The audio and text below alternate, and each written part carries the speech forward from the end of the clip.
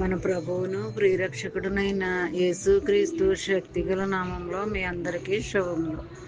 ప్రియమైన దేవుని బిడ్డలారా, మరి ఎలా ఉన్నారు? గతించిన దినమంతా కూడా ఆయన రెక్కల నీడలో మనందరినీ కాపాడి మరొక నూతనమైన దినములో వారంలో మనల్ని ప్రవేశపెట్టిన విధానాన్ని బట్టి మరొకసారి ఆయనకి వందనాలు చెల్లించుకుంటున్నామండి.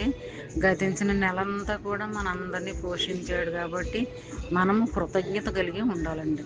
మరి ఈ దినం దేవుడు మనకిస్తున్న వాగ్దానము ఆదికాండము 50 అధ్యాయము 21 భయపడకుడి, నేను మిమ్మను మీ పిల్లల్ని పోషించదని చెప్పి వారిని ఆదరించి వారితో ప్రీతిగా మాట్లాడాను. ప్రియమైన దేవుని బిడ్డలారా, ఇందులో ఆదరణకరమైన మాటలు ఏంటంటే మనల్ని ఎప్పుడు కూడా భయపడొద్దు అంటున్నాడండి. ధైర్యంగా ఉండమంటున్నాడు, క్షేమంగా ఉండమంటున్నాడు.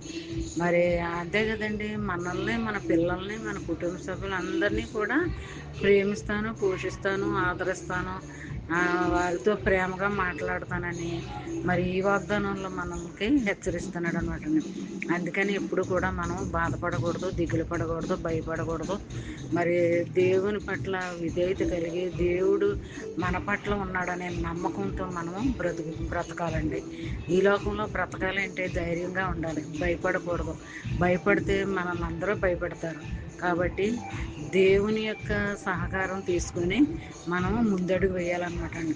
మనకు ఎలాంటి ఇబ్బందులు కలిగినా, మరి ఎలాంటి భయం కలిగినా దేవుడు ఉన్నాడు మన వెనక, ముందు, కుడి ప్రక్క, ఎడం ప్రక్క దేవుడు ఉన్నాడని ముందడుగు వేయాలన్నమాట అండి. ఈ చిన్న వాగ్దానము నీ ఫ్రెండ్ సర్కిల్లో పంపించండి. అలా షేర్ చేయడం వల్ల మరి నువ్వు దీవించబడతావు, నీ నీ కుటుంబ సభ్యులు దీవించబడతారు, పంపిన వారు ఆశీర్వదించబడతారు, మీరు ఆశీర్వదించబడతారు. మరి ఈ చిన్న వాగ్దానం ప్రతి దినము కూడా వాగ్దానాలు ధ్యానించుకుంటూ ఉంటే ఆ దినం రావాల్సిన దేవుని ఆశీర్వాదాలు దేవుడు నీకు అనుగ్రహిస్తాడు అనమాట అండి. ఈ చిన్న వాగ్దానం మైండ్లో పెట్టుకుని ధ్యానించుకుంటూ ఉండాలని కోరుకుంటూ, గాడ్ బ్లెస్ యూ.